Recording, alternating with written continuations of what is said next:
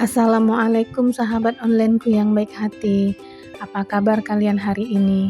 Semoga kita semua dalam keadaan sehat dan baik, tanpa kekurangan suatu apapun jua. Amin. Nah ini teman-teman, saya mau panen daun pepaya Jepang dulu ya. Daun pepaya Jepangnya udah sangat rimbun. Mungkin karena di sini sering hujan, bergantian dengan panas, jadi sayurannya pada tumbuh dengan sangat cepat ya teman-teman. Sayang juga kalau sayurannya ini dibiarkan makin tinggi. Lebih baik kita panen dan kita masak supaya nanti tumbuh lagi tunas-tunas barunya. Dan itu artinya stok sayuran kita makin berlimpah nantinya. Daun pepaya Jepang ini termasuk superfood loh teman-teman. Jadi sangat bagus untuk kesehatan kita. Buat teman-teman yang hobi berkebun, tidak ada salahnya untuk teman-teman mencoba menanam tanaman sayur pepaya Jepang ini. Tanaman ini sangat mudah tumbuh loh teman-teman. Teman-teman yang sudah lama mengikuti video saya pasti tahu awal mula saya menanam sayuran daun pepaya Jepang ini. Sangat mudah dalam menanamnya dan juga tidak perlu perawatan khusus. Cocok banget untuk teman-teman pemula yang baru belajar berkebun.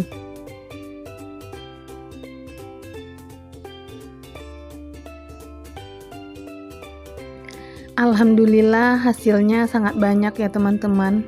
Padahal ini belum semuanya saya petik. Ini sudah cukup untuk sekali masak ya teman-teman. Buat teman-teman yang belum tahu, daun pepaya Jepang ini rasanya lebih kurang seperti daun singkong.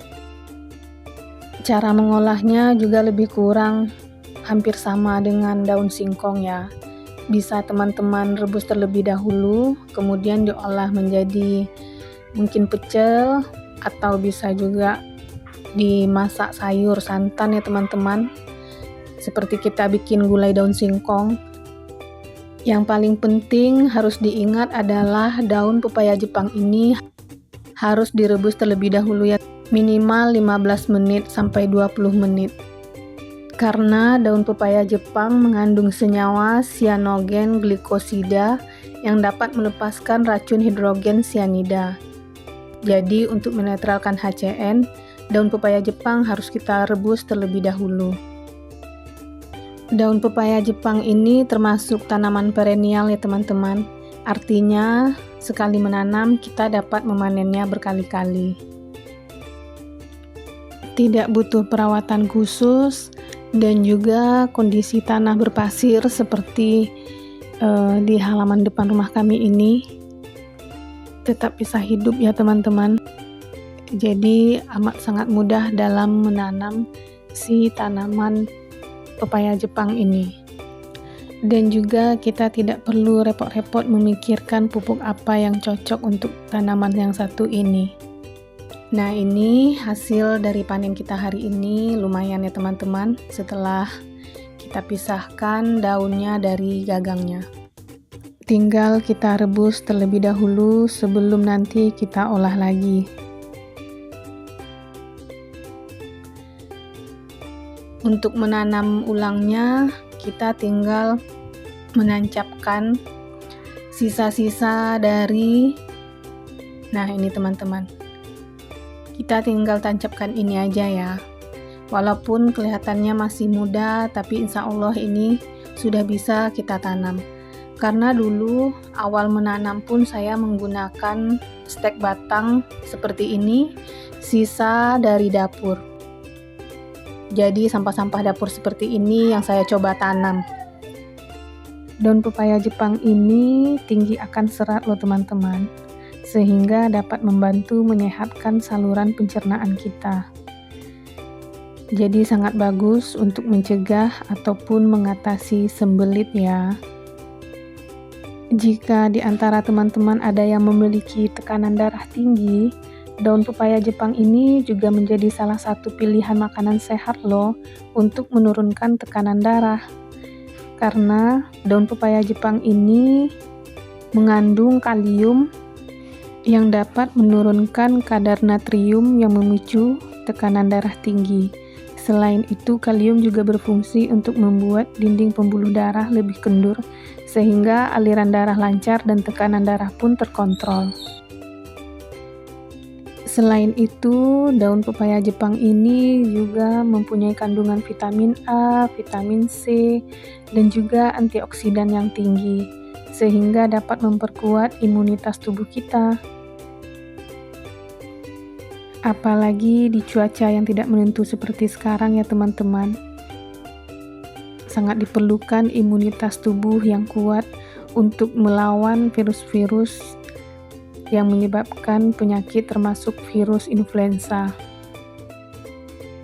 Daun pepaya Jepang ini mengandung zat besi yang cukup tinggi ya teman-teman, sehingga dapat membantu mencegah anemia atau kekurangan sel darah merah dalam tubuh kita. Karena kandungan antioksidannya yang tinggi ini, maka daun pepaya Jepang ini juga dapat mencegah kita dari penyakit berbahaya seperti kanker ya.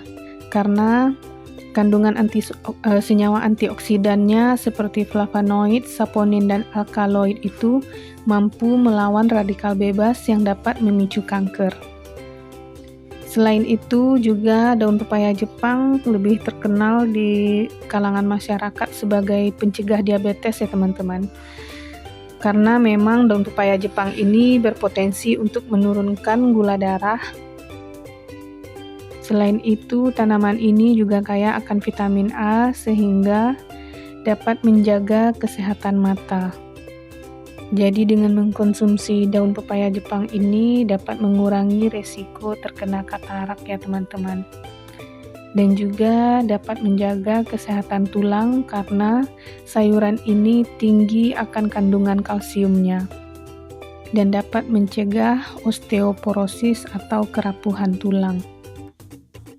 Cara tanam ulang si tanaman pepaya Jepang ini seperti ini aja ya teman-teman. Seperti inilah awal mulanya dulu saya menanam si pepaya Jepang di halaman depan itu ya teman-teman. Dan di depan itu medianya cuma pasir.